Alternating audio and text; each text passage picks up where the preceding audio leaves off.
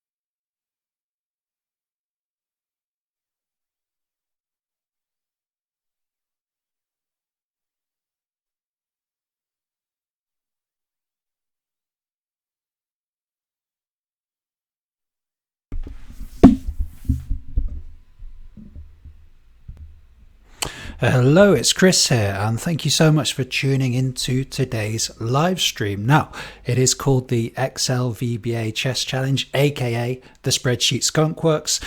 But even if you're not interested in chess, I think you are going to get something out of this live stream. If you're getting into Excel, or even better, if you know a bit of Excel and you're interested in Excel VBA programming, maybe you've heard about somebody doing some VBA, maybe you've watched a couple of my videos online or some other videos, and you're just appreciating the possibilities of VBA. That's a great place to be. That's an exciting place to be. And this stream is going to help you. I'm sure you're going to get something out of it. So thank you so much for tuning in. Got a few people online now, and welcome to everybody. Now we have two questions at the start of the stream, which is where are you tuning in from and what is the weather like? We're here in the UK. Very British question. It's a very British obsession, the weather. So where are you tuning in from and what is the weather like? And usually we have good coverage, good global coverage. We have people tuning in from the UK, from the States, from Africa and Asia. We've got Sandeep tuning in today. Sandeep, I'm assuming you're based over in Asia. Let me know if not. Paul, I think you're in the UK. Welcome, Paul. Good to see you again. And welcome, Tony, too. Tony says, guess what? Cardiff is raining. Sorry to hear that, Tony. It's a little bit better out here. I'm in the Midlands in the UK. Haven't had any rain today. Just a nice kind of late summer's mild evening. But we can feel a bit of a chill in the air, definitely. I can feel that autumn is coming. And Francisco is here. Francisco, welcome. I think it's your first time in the live stream, tuning in from Edmonton, Canada. Fantastic stuff. Welcome, Francisco. Let me know in the chat, what stage are you at with your VBA career? Are you just getting started? Are you a more experienced coder? Let me know. I'd love to answer some of your questions in the chat. And Robert is here as well. Welcome, Robert, tuning in from the Philly area. And the weather is surprisingly nice today. Temp around 75 Fahrenheit. Let me know in the chat, without Googling that, what is that in Celsius? Maybe Tony or Paul can tell us. 75 Fahrenheit, what is that in Celsius? And here's a challenge for you. If you can build a Celsius to Fahrenheit converter and email it to me, and tell me in the chat that you've emailed it to me before the end of the stream, I will go through it before the end of the stream and give you some feedback on it. That's a Fahrenheit to Celsius converter. So welcome, everybody. It's good to have you here. And yeah, after last week when the technology let me down a little bit, unfortunately, although they say a bad workman always blames his tools, I wasn't able to get our full live rig set up. This view, regular viewers of the Skunkworks series, the live streams, will be familiar with this view. And this is the view that we follow. And for people who haven't been here before, we are trying to build a chess computer in Excel.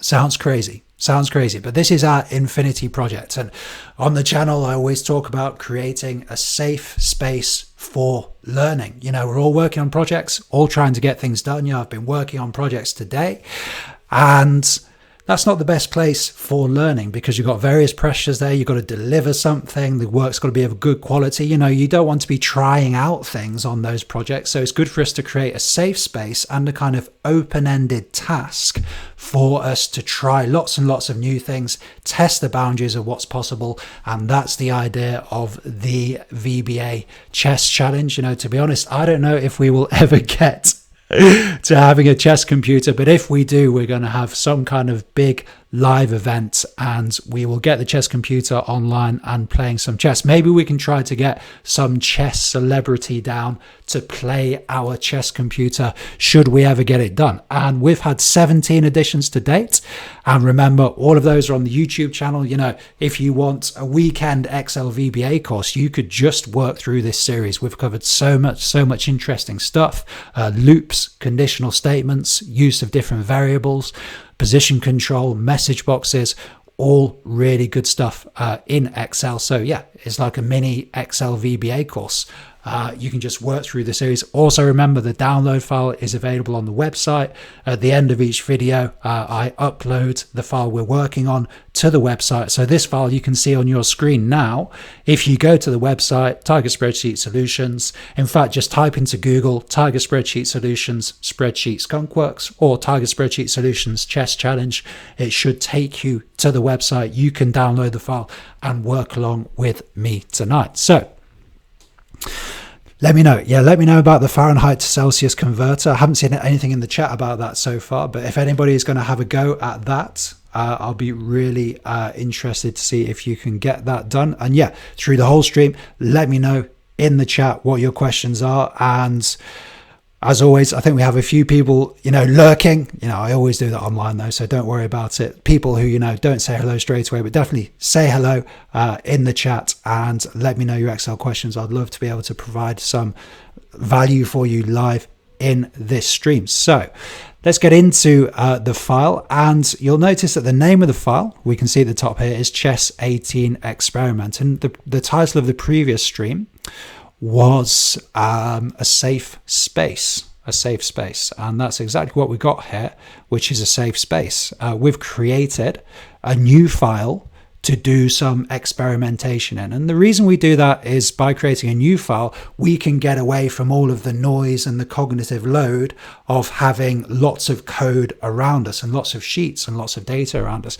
Let's go to a different place, test some concepts, and then later try to integrate that code that we've developed in this safe space into the main file. So that's kind of the big picture.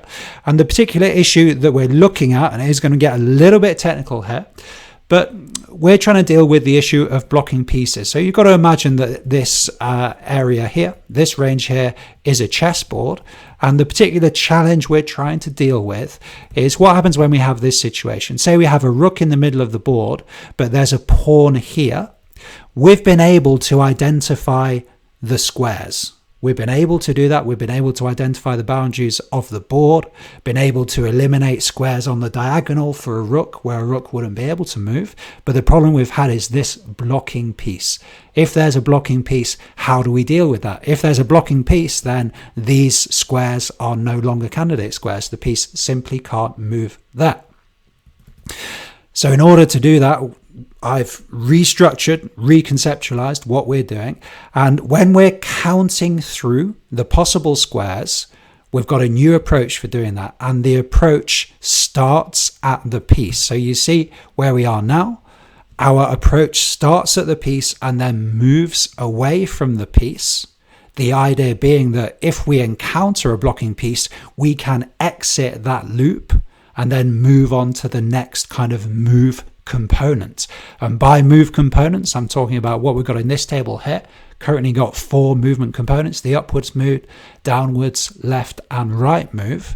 And we've configured these in terms of rows and columns. For example, the upwards move is going to be, the start is going to be -1 rows, -3 columns, -3 rows. Yeah, that's going to start here and end here, because remember, a positive value is going to take us down and a negative value is going to take us up.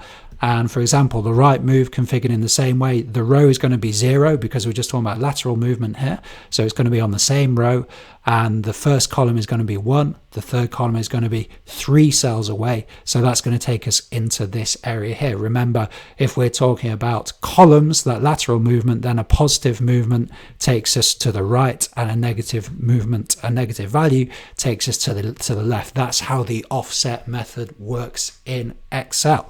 So as always, long-winded introduction, but for people who've never accessed this series before, I think it's important to provide some context. What have we got in the chat? Mike. Hi, Mike. How are you? And welcome, Mike. Let me know how the weather is. I believe you're somewhere in the UK. Good.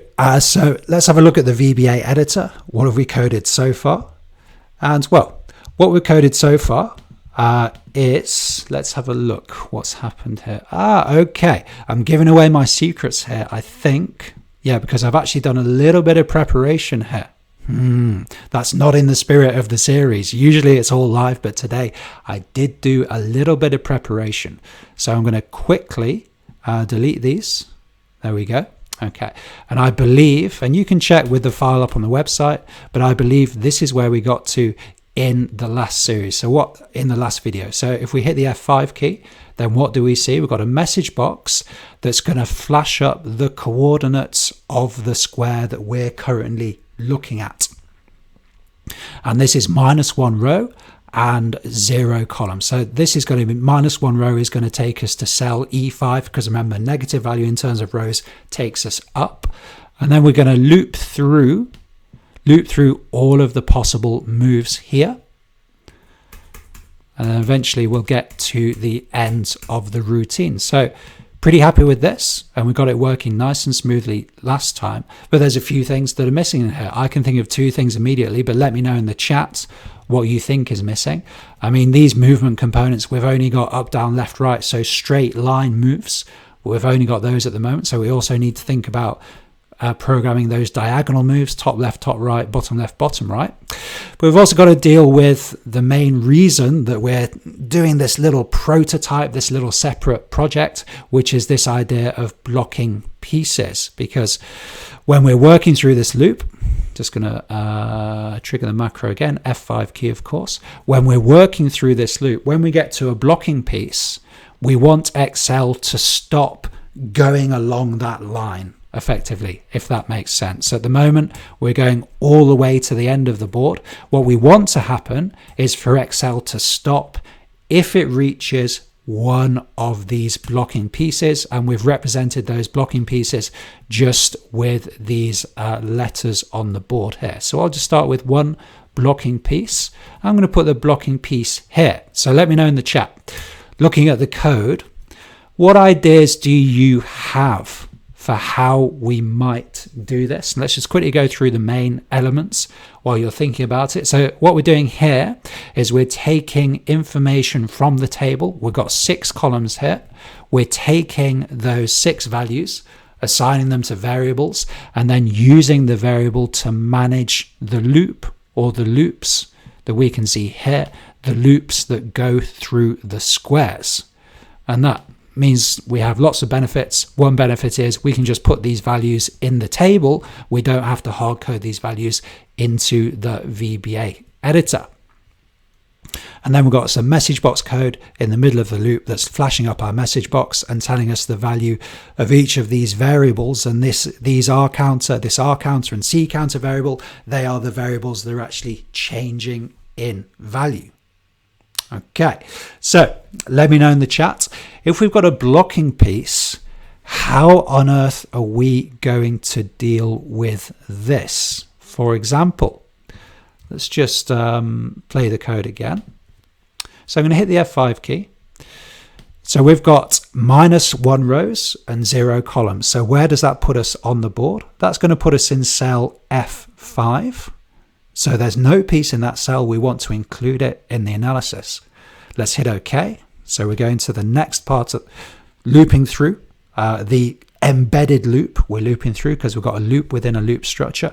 We've now got -2, 0, which takes us to cell F4. So here, bang, here the alarm bell should start ringing. We have got a blocking piece here. We've got a blocking piece.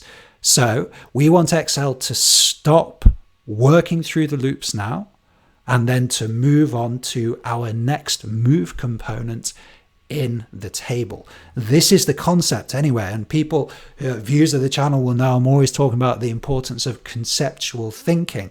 When we've got a problem in Excel, it's actually rarely technical stuff. I mean, VBA, relatively speaking, is a fairly user-friendly language. It's rarely a technical problem. It's much more likely to be a conceptual problem. Can you explain in your own head how the code is working? This is what I'm trying to do for you. So what we're going to see happening, and this is wrong, we're going to go to the next loop. So that row counter is going to increment up by a value of 1, and that takes us to the next square. So -3 is going to be 3 rows above. So we're going to be in row 3, cell F3. That square is impossible, because there is a blocking piece, unless we're talking about a knight, of course, which can jump. Whew, we'll get to that later. Lots of stuff to get to. But this particular square, So 3 rows above and on the same column is not possible for us to get there. So let me know in the chat, what ideas do you have for eliminating those squares, the squares that are behind the blocking pieces? What ideas do you have for eliminating those? Let me know in the chat, guys. Let me know. What are you working on in Excel? Let me know. Today I've been working on, well, I'll tell you a little bit about my day just to kind of mix up the content a bit, but I want to get some chat going in the chat. So yeah, let me know what have you been working on in Excel. Today I've been working on a project for, it's a recycling company, is the customer here in the UK, in the north of England. And they have a spreadsheet, they have a plant that processes the materials they're recycling, and they have to do quality control on the stuff that's coming into the factory.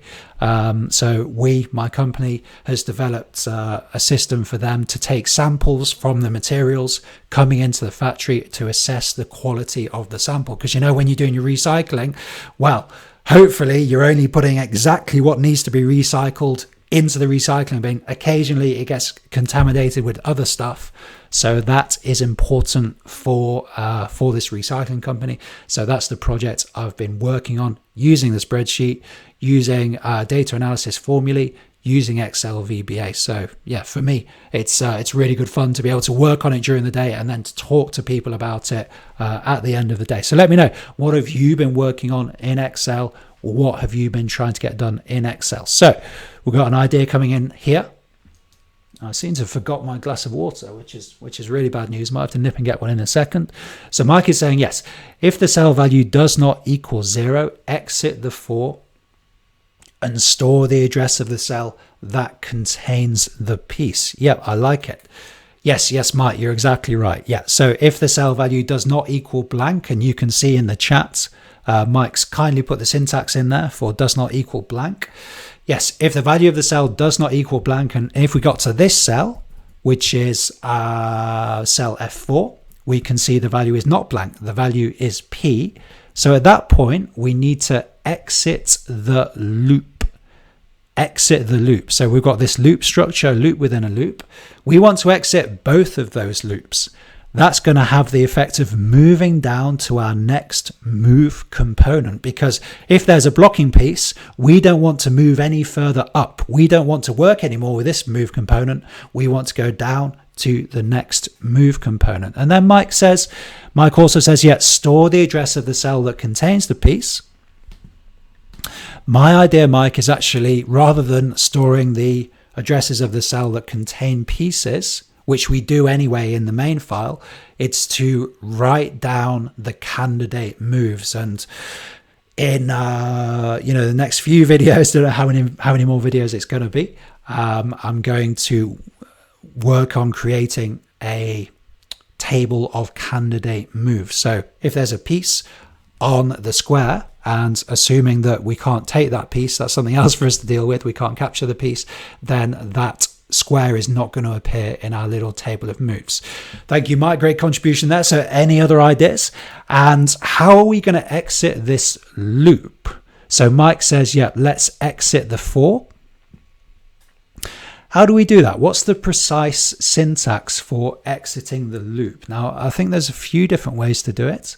Those who saw the start of the stream know that I did some sneaky practice, not in the spirit of the series, before the live stream started, and you might have seen the syntax I use to exit the loop. But firstly, let's try just to put the logic in here, and let's say if there's a piece in the cell, then flash up the address of the cell. How does that sound, Mike? Let's say, okay, so if, and where is the piece? So the piece is on F6. So we're going to hard code that value. In the real file, that value is not going to be hard coded. We're going to get the cell that the piece is in from the shape, from the position of the shape. So we're going to hard code this now. In the real application, it's going to be dynamic. So offset and then R counter, comma, C counter, so rows and then columns. If it isn't blank, so this is the syntax that Mike lent us here. There we go. And then let's have a message box here. And then, okay. I'm going to use a with and end with here. Just because, in my practice, and I'm always trying to improve my practice. And I hope you are too. But I'm trying to use more with and with in my practice to avoid repeated code. And you'll see an example here of using with end with, and hopefully it's going to work, because I didn't practice this beforehand. Okay, so now we can say dot value, because we've taken this line of code here, this syntax, and put it in the with, end with. Then we can just say dot value, so the property of whatever we've put with the with, the property, yeah, we can just say dot value. Excel's going to understand that. Then message box, and let's say dot address. Is that going to work? What do you think, Mike? Message box dot address, and this is why I love with end with. And we are trying to, I'm trying to integrate it into my practice. You might have seen, if you just go back a minute, you'll see that the syntax I was going to build would have involved repeating this line of code. Might not be a big deal once, but if you've got, 20 or 30 pieces of syntax, and then very quickly, the cognitive load, it gets heavy, and we just get stressed. So remember, programming for me is really about managing stress, keeping the stress level below that critical level where we want to throw the PC out of the window. Okay, good. So we had some good comments coming in. Paul just finished his dinner. Paul, come on, letting us down. Eating rather than coding. Not really, Paul. Let me know what you had for your dinner. I've got some, I'm doing food prep at the moment, food preparation, because me and Steve, and you would have seen my brother Steve on the channel, we're running a half marathon at the end of the month. So there's a half marathon called the Robin Hood Half Marathon, which is in Nottingham, which is where we both grew up. And so I'm doing food prep. So on Sunday, I did 4 trays of grilled chicken. I had 15 chicken breasts, four trays of grilled chicken. So I'm just working through those this week, trying to eat clean, Paul. But let me know what you had for your dinner. Tony says, absolutely, we need to know the color of the blocking piece. Absolutely, Tony. So if this rook is white and this piece is white, then it's definitely a blocking piece. If this rook is white and this piece is black and it's not the king, then it's a potential capture. Very good point, Tony. That occurred to me just while we're doing the stream. We're going to have to put that on our massive to-do list. Good. Who else? Sandeep. Sandeep, welcome. So is this another Sandeep? I believe so.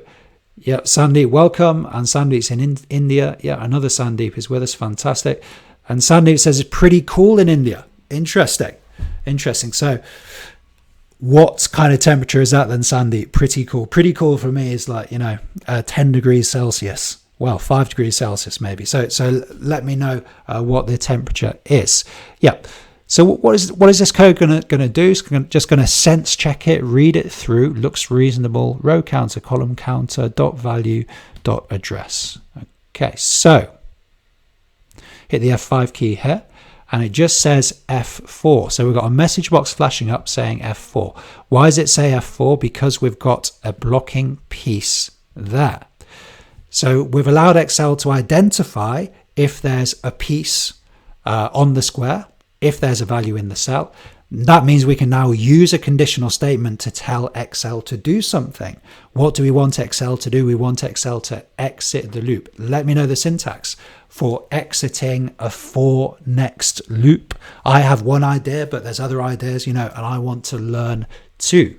So what we should be able to do now is just put some other pieces on the board, and then the cell references for those pieces should flash up if everything's working. F5 key, so we've got F4, yeah, we've got a pawn in F4. Then we've got F8, yes, we've got a pawn in F8. And then we've got G6, and yes, we've got a pawn in G6. Very nice. So if I put a piece here, what's going to happen and why? Any ideas? If I put a piece here in H4, what's going to happen and why? Let's clear out the other pieces. And F5, run the code. Good, so we got F4. Now H4 doesn't flash up. Why does H4 not flash up? Well, it's because it's not part of one of the ranges we've programmed in our 4 move components. And this is the strength of the new approach. We're only looking at certain cells. We're not looking across the whole board. We're looking at certain cells and we're working away from the piece. That should allow us to do these blocking pieces. Good. Paul says, yes, nothing as diagonal. So what we're going to have to do, and I don't think we should do this now, but we should say the diagonal move components here, up left, up right, down left, and down right. And maybe we'll get to this in this live stream. I'm not sure. But yeah, or you could try to do it yourself. Populate that table. And then, of course, what other moves have we got? Then we've got the knight moves as well to think about. Now, that's on our to-do list too, because a knight can, of course, jump. But let me know. Sandeep said, it's India. We can't even imagine 15. It's 24 degrees. Yes, Sandeep, must be very hot. Sandeep, I've never had the pleasure of going to India, but I definitely want to one day. I'm a big cricket fan, Sandeep, so I'd love to come and watch some cricket there. Someday, maybe I'll feel the heat myself. Love Indian food as well. I'd love to taste some proper Indian, home cooked or street food style. I think it's my favorite cuisine. Good. So yeah, let me know in the chat, guys, what you're working on in Excel, or do you have an idea for how we're going to take this forward? Okay then, so we've got a piece there. Yep. Okay, so this is where we've got to exit the loop. At the moment, if there's a value in the cell, then we're just flashing up a message box. We don't just want to flash up a message box. We want to exit the loop here. So any ideas? People being quite reticent about exiting the loop. Mike says, yes, but all of this will start with an if or maybe case select, depending on the piece in the starting cell. Absolutely. Yeah, this will all start with... it's going to take some restructure, I think, in the other file. But each piece, like the way I see it working is we'll have all of these move components in a table, the up, down, left, right, diagonal moves. And then for each piece, we say, is this move component possible? Okay, is this move component possible? Tabulate that information, and then we've got everything we need to get into the routine, but that's really right at the boundaries of what I'm thinking about at the moment. I'm not absolutely clear for that. Yeah, Mike's right. The logic is okay for a rook, but what if it's a bishop? What if it's a knight or something else? But at the moment, we're just at the kind of proof of concept stage at the moment. I think we can fairly quickly scale it up if we can get this working. So let me show you my idea for exiting this loop. So if we say our counter, well, let's talk about it quickly. Just close this conditional statement. Always close a conditional statement when you open it. Always close a loop when you open it. You're going to forget to do it later. That might cause problems. So I've closed it there. So the condition that we currently have for leaving these loops is, here we are. So once C counter, and C counter is this variable, and it's the value that's counting through the loop. Once C counter equals col end. So once C counter reaches that value, we're going to exit the loop. And the same thing for the row variables here. Once R counter equals the row value, the row end value, we're going to exit the loop. But it doesn't matter how we get to that row end value. At the moment, we're going row step, which is in the table. We've got the step here, so it's -1 or 1.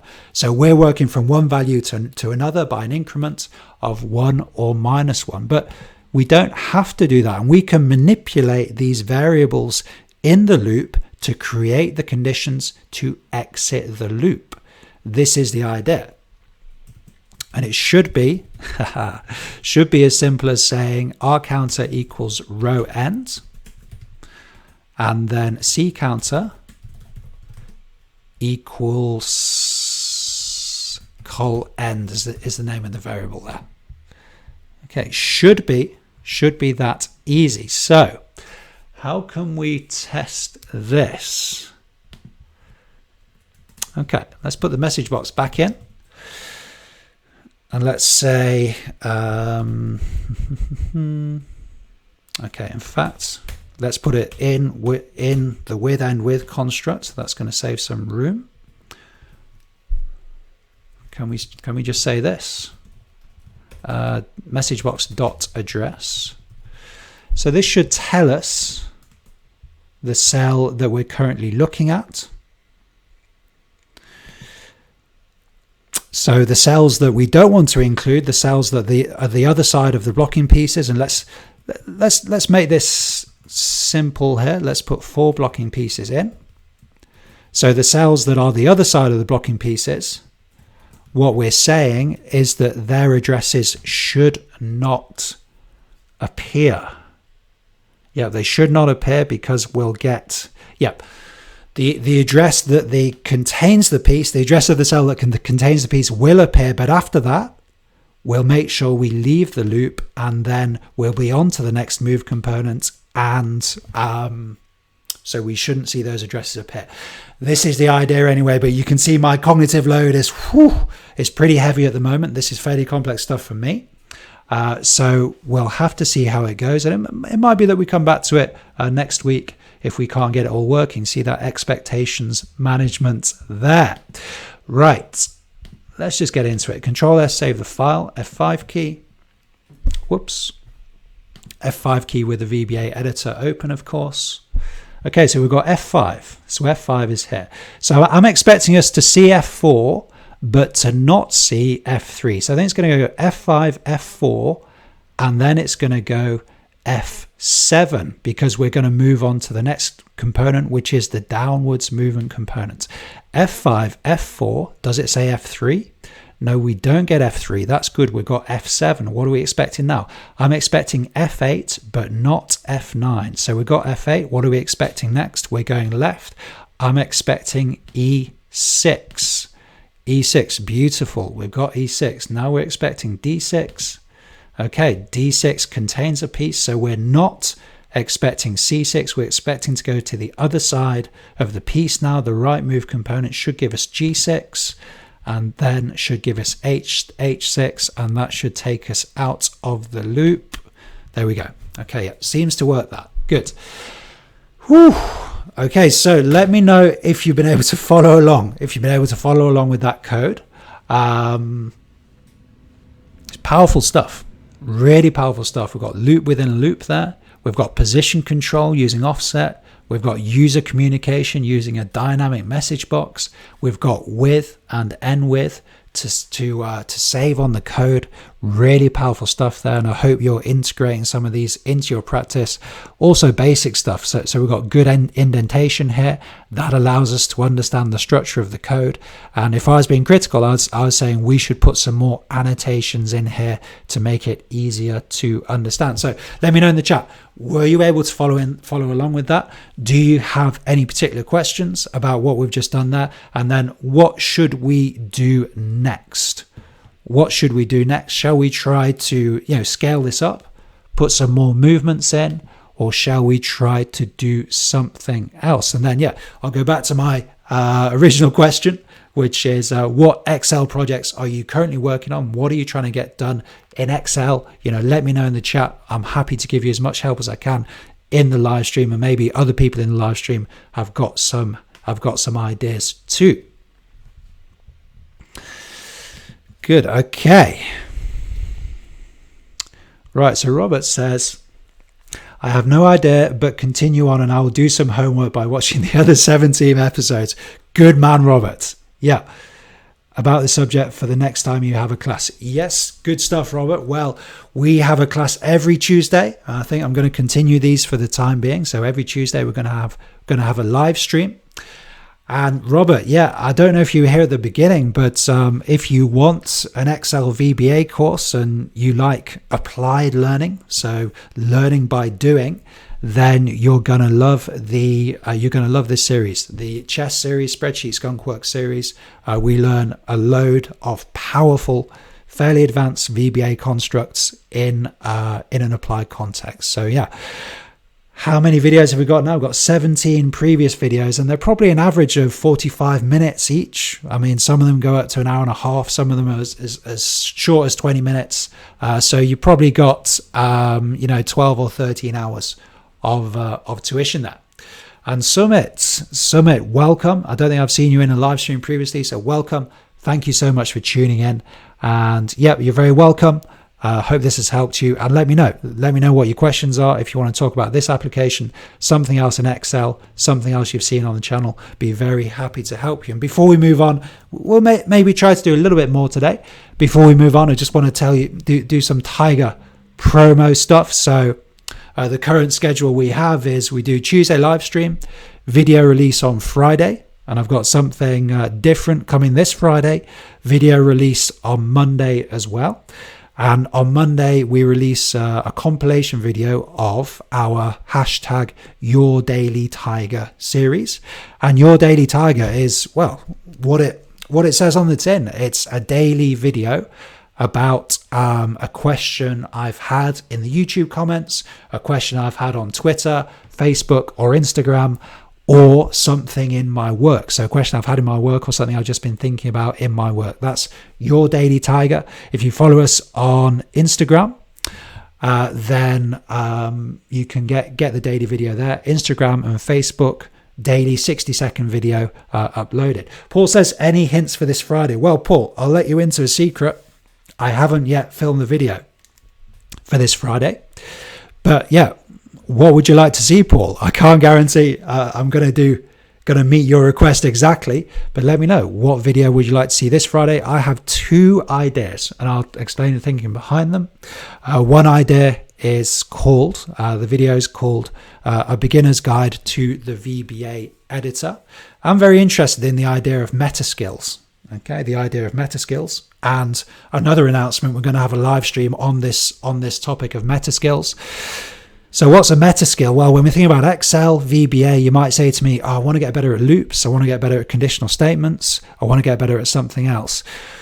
What you really need to get better at, if you want to make quick improvement, is Excel meta skills. Okay, and a meta skill is something that shapes all of the other skills. For example, if you can navigate the VBA editor, if you understand how to step into and how to debug code, if you understand how to put a breakpoint into the code, if you understand how to use annotations to make code understandable, if you understand how to navigate modules, if you understand how to use the properties windows down here, that's a meta skill. Being able to use the VBA editor properly, that's going to help with all of your coding.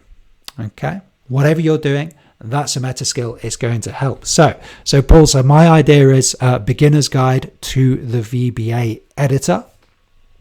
So it's just going to be a one-off video, and what I'm trying to do is have, at any given time, have a series running, and we've just finished the series called Excel VBA Real World Example Task. I just finished that on Friday. I've got a lot of good feedback about that series, so thank you so much if you've been watching that. But at the same time, have some single video releases, really to bring new viewers into the channel. So things like Excel's the guide to the VBA editor, that's going to be aimed at people who don't know about the channel, hopefully bring people into the channel. So Paul, it could be a beginner's guide to the VBA editor. Now, another idea I have, and I'm always thinking about the company and the channel and the direction to go in, but my idea is to diversify the content on this channel so that it's not just about Excel. And don't get me wrong, I love Excel, and I love VBA, and I make my living out of Excel VBA. So I'm certainly not being derogatory about it. But to be a good programmer, It's not just about VBA. To be a good programmer, you've got to understand business context, you've got to understand business strategy, you've got to be a good project manager, you've got to be able to do client liaison. Those are actually more important skills than the computer programming. So my kind of vision for this channel is gradually to diversify the content. So it's not just about coding, it's more about project management, coding in the context of project management, coding in the context of business strategy. So you can ask questions. So as a consultant, you can answer questions. If a prospective client comes to you and said, this is my business model, what do you think potential applications of Excel? How should I be applying Excel? Now, if you can do that, I really think it's going to have a transformational effect on your career, because it turns you from a programmer who's going to be sitting behind a computer and getting briefs from people about what to do to somebody who can interact with clients, somebody who can create value in the real world. And to be honest, I think I'm shortchanging people, not really being completely honest, when I'm saying all you need to know is VBA.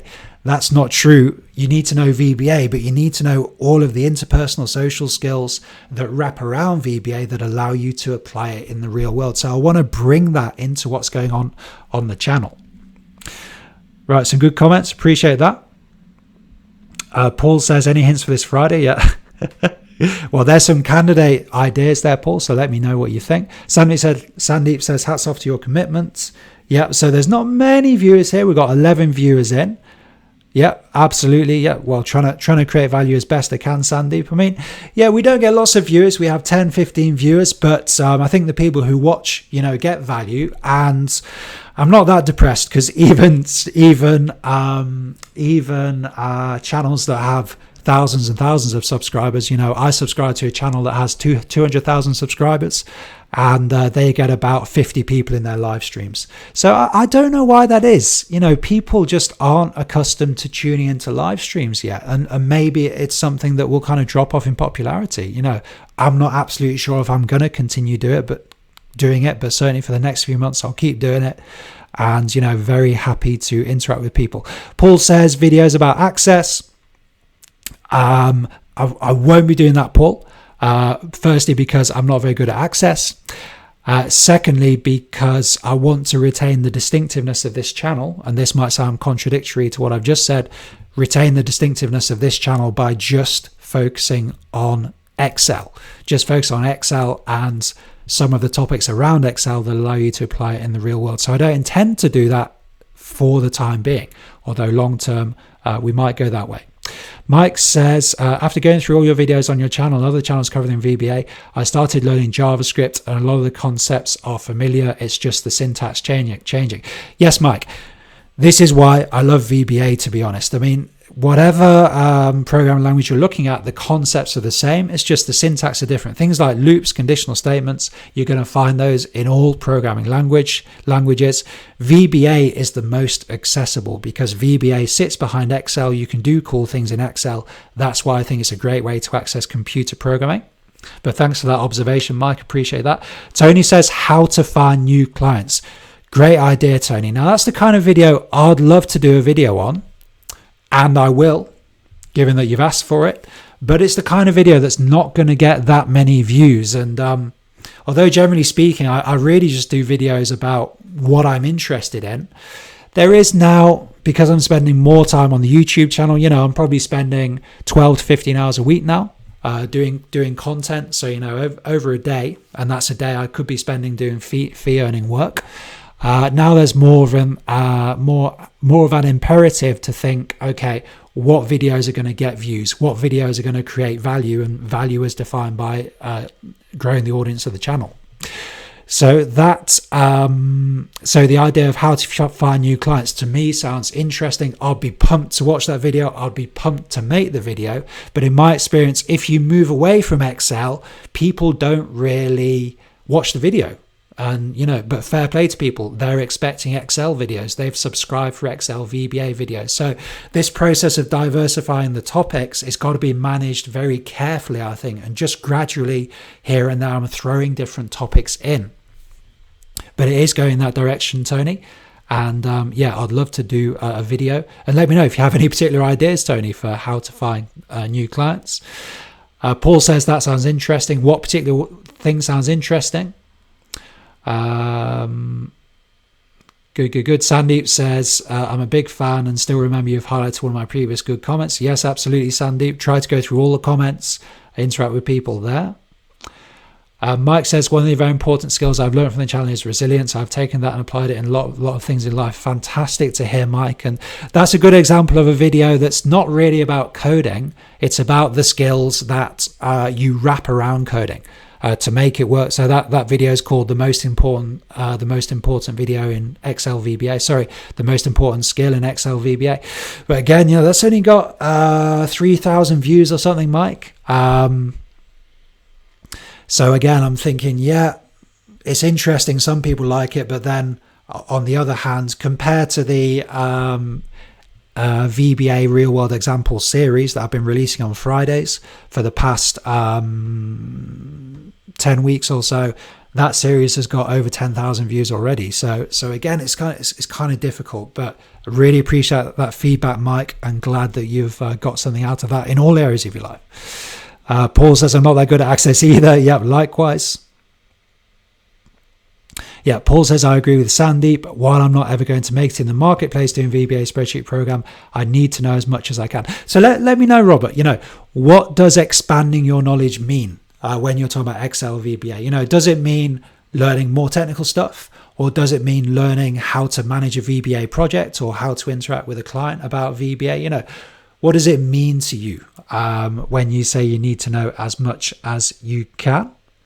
It's great questions, guys. Appreciate all that feedback. And let me know the video for Friday. So who asked the question about the video for Friday? It was Paul. Yeah. Of all those ideas I've just given you guys, let me know what you'd like to see on Friday. And if it's a realistic idea, that's what I'll do the video on because I appreciate you guys coming in to watch the stream, and I want to, Paul says me, so you asked the question.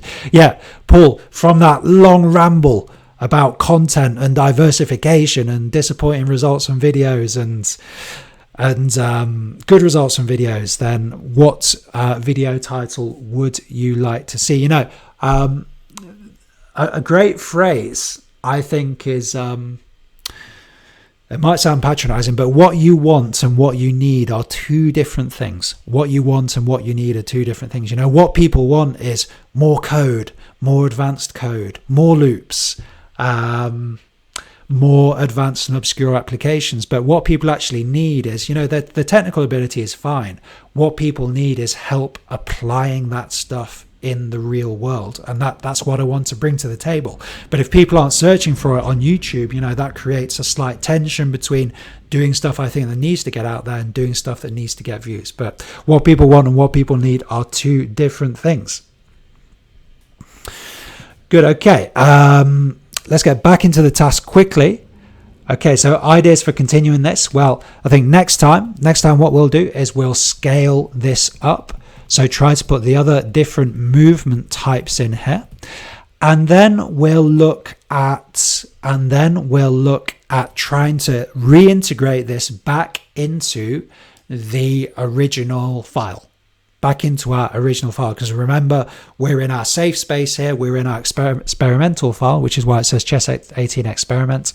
We're in our experimental file. So we want to shift it back across into the other file, and that's going to be messy. That is going to be a difficult one, and try to get it working in there as best we can. It's going to take some restructuring, some changing of the layout, certainly some changes to the code, but it's going to be worth it for the simplification it gives us. It's going to keep the stress levels down in the long term. And this is what a VBA project is like, guys. I mean, yes, planning is important, absolutely. And I always plan things in my projects, plan things out for clients, but requirements are emergent. So requirements emerge as you go through the project. Once a client sees what is possible, their requirements are going to change. So you've got to remember that. And that's what we're seeing. That's what we're seeing in this project.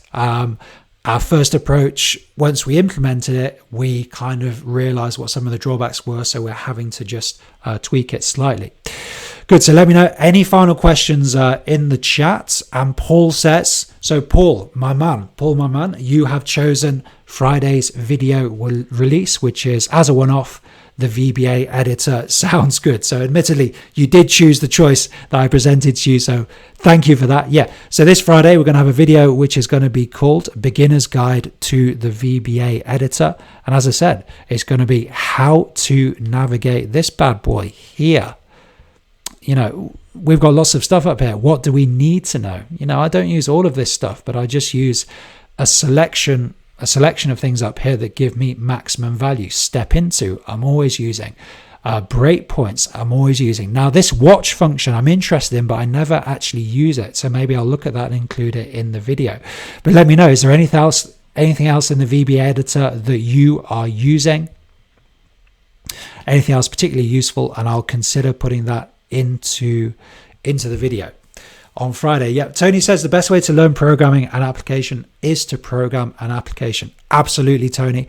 I would agree 100% with that. You know, I often get questions from people who say, can you send me a kind of glossary of VBA terms, or can you send me all the things I need to learn in VBA? Now that's a very difficult question to answer, because any developer is only using a subset of tools in VBA. You know, it's a question of style, it's a question of experience, it's a question of what's worked for you in the past.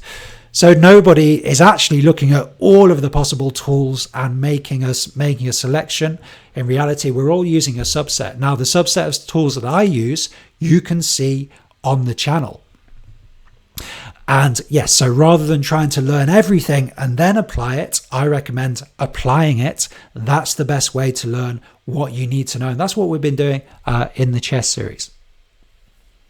Yeah, Paul says the property sheet code name is very useful.